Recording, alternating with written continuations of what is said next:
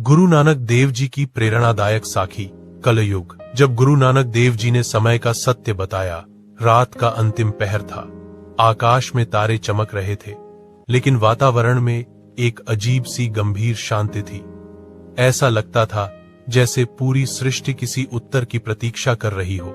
गुरु नानक देव जी एक बड़े वृक्ष के नीचे शांत भाव से बैठे थे। उनकी आंखें बंद थीं, लेकिन उनका मन पूरी तरह जागरूक था। पास ही भाई मर्दाना अपनी रबाब रखे बैठे थे। उन्होंने गुरुजी के चेहरे पर गहरी गंभीरता देखी। ऐसा लग रहा था मानो गुरुजी किसी दूर के समय को देख रहे हों। मर्दाना ने धीरे से पूछा, सतगुरु जी, आज आप इतने गंभीर क्यों हैं? गुरु नानक देव जी ने आंखें खोली। उनकी आंखों में करुणा थी, लेकिन साथ ही चिंता भी। उन्होंने शांत स्वर में कहा, मैं आने वाले समय को देख रहा हूं मर्दाना।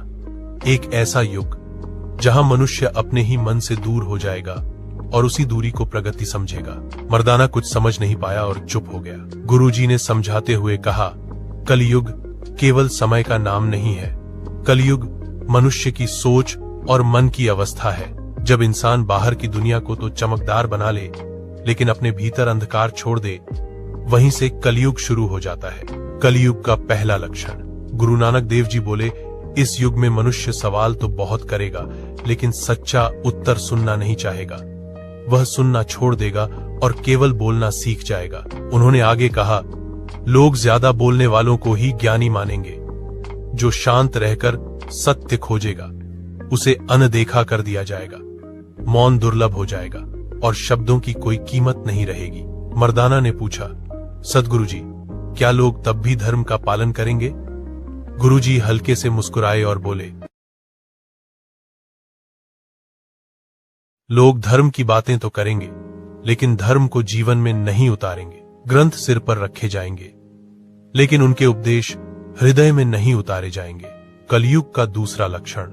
गुरु नानक देव जी ने धरती की ओर देखा और बोले, इस युग में इच्छा को अधिकार कहा जाएगा और संयम को कमजोरी। मनुष्य जितना अधिक पाएगा, उतना ही भीतर से खाली होता जाएगा। उन्होंने समझाया, लालच को सफलता माना जाएगा और संतोष को हार। मनुष्य जीवन भर भागता रहेगा, लेकिन शांति तक कभी नहीं पहुंचेगा। मर्दाना का स्वर कांप उठा, तो क्या मनुष्य पूरी तरह गिर जाएगा प्रभु? गुरुजी का उत्तर। गुरु नानक देव जी ने शांति से कहा, नहीं मर्दाना, जब अंधकार बढ़ता है तब प्रकाश की आवश्यकता भी बढ़ जाती है। उन्होंने कहा, कलयुग में मैं किसी को जंगलों में जाने को नहीं कहूंगा, न कठिन तप करने को। इस युग की सबसे बड़ी साधना है जागते हुए जीना